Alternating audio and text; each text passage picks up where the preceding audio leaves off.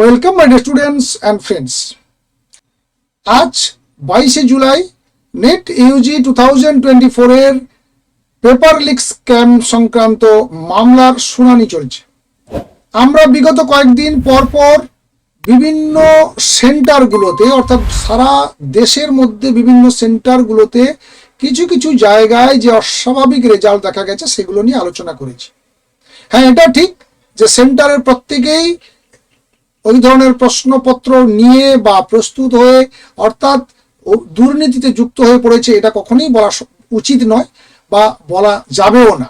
তার কারণ হচ্ছে যে কোনো দুর্নীতি যেখানেই হোক না কেন, যে কোনো পরীক্ষাতেই হোক না কেন, গুটি কয়েক ক্যান্ডিডেটের সমস্যা সৃষ্টি করার জন্য বাকিরাও বিপদের মধ্যে পড়ে যায়। এটা আমরা অতীতেও দেখেছি, আগামীতেও দেখব।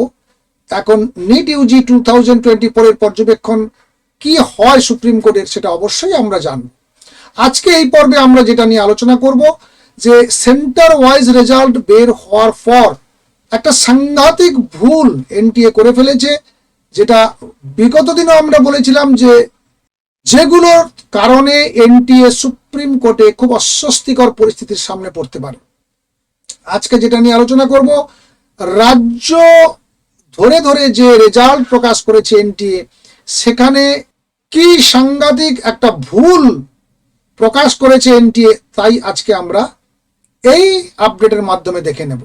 আমরা জানি রেজাল্ট আউটের সময় এনটিএ থেকে স্টেট ওয়াইজ একটা রেজাল্ট প্রকাশিত হয়েছিল, যেখানে প্রত্যেকটি স্টেটে কতজন ছাত্র পরীক্ষার জন্য আবেদন করেছিল বা রেজিস্ট্রেশন করিয়েছিল, কতজন পরীক্ষায় বসেছিল, কতজন কৃতকার্য হয়েছিল, এই তিনটে কলামে একটা নাম্বার প্রকাশ করেছিল এনটিএ।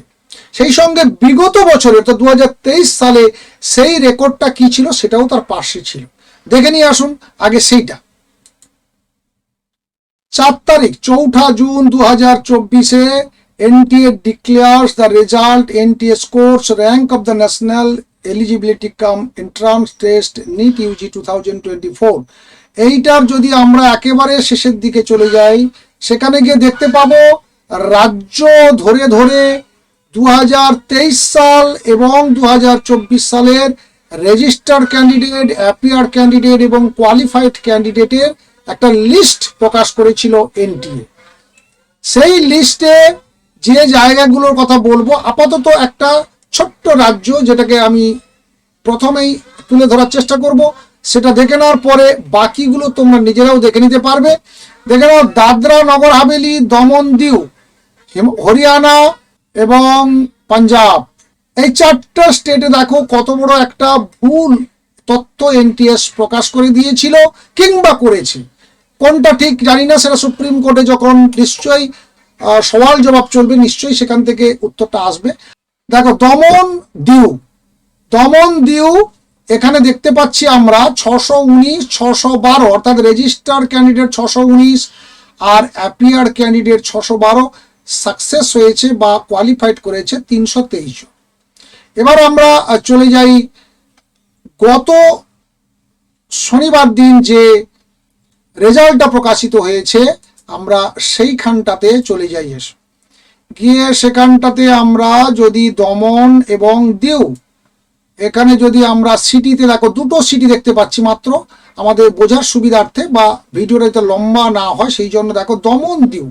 দমনে যদি আমরা ক্লিক করি, দেখো ভিউ ডিটেলস, কোস্টগার্ড পাবলিক স্কুলে এই পরীক্ষাটা হয়েছিল, সেন্টার নাম্বারও দিয়ে দিয়েছে 190101। এখানে দেখো ভিউ ডিটেলসে গেলে দেখতে পাবে কতজন, 508 জন।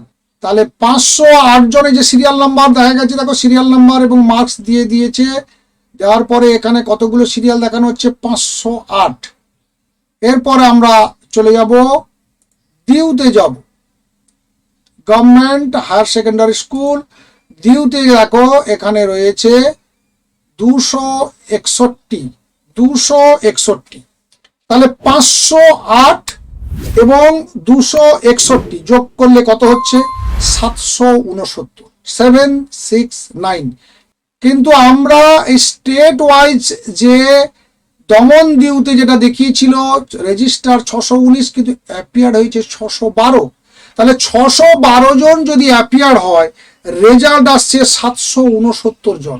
769 দুটো সেন্টারে আলাদা আলাদা করে এনটিএ রেজাল্ট প্রকাশ করেছে, 769 জন। কোথা থেকে এলো এই স্টুডেন্ট? তাহলে এনটিএ রেজাল্টে স্বচ্ছতা কি থাকলো? স্বাভাবিক কারণে আমাদের মতো সাধারণ মানুষের মনেই প্রশ্ন জেগে যাচ্ছে।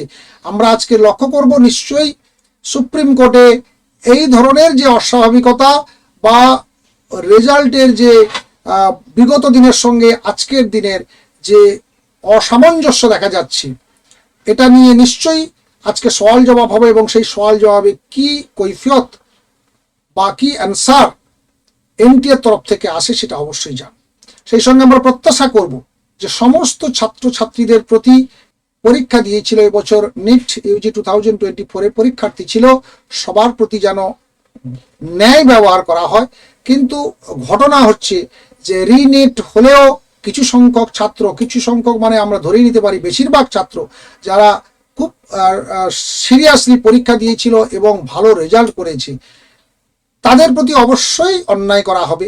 সেই সঙ্গে যারা এই প্রথম যে লিস্ট, যারা গভর্নমেন্ট কলেজের জন্য যারা দাবিদার হয়ে এখন বসে রয়েছে, তার ঠিক বাইরে যারা রয়েছে, অর্থাৎ যারা প্রশ্নপত্র বা ওই ধরনের কোনো কিছু যদি পেয়ে গিয়ে থাকে, সেইটা নিয়ে যদি তার হেল্প নিয়ে পরীক্ষা দিয়ে থাকে, তার ঠিক পরবর্তী যে সিরিয়াল নাম্বারগুলোতে যারা রয়েছে, যাদের আসার উচিত ছিল বা তাদের যোগ্যতা ছিল, যারা আসতে পারেনি, তারা এখন তাদের জন্য সেটাও ন্যায় বিচার হবে না যদি রিনিট না হয়।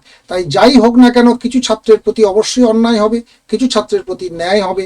সেটা সুপ্রিম কোর্ট কিভাবে এটাকে ব্যালেন্স করে তার সিদ্ধান্ত জানায়, তার দিকে তাকিয়ে থাকবো, এবং আজই আশা করি আমরা প্রত্যাশা করব একটা ভালো সিদ্ধান্তের। সন্ধ্যা পর্যন্ত অপেক্ষা করব। ভালো থেকো, সুস্থ থেকো, তোমাদের প্রতি শুভকামনা থাকলো। নেক্সট আপডেট অবশ্যই তোমাদেরকে আমি আসার সঙ্গে সঙ্গে অবশ্যই জানিয়ে দেওয়ার চেষ্টা করব। চ্যানেলের সঙ্গে জুড়ে থেকো। দেখা হচ্ছে নেক্সট ভিডিওতে। Thank you.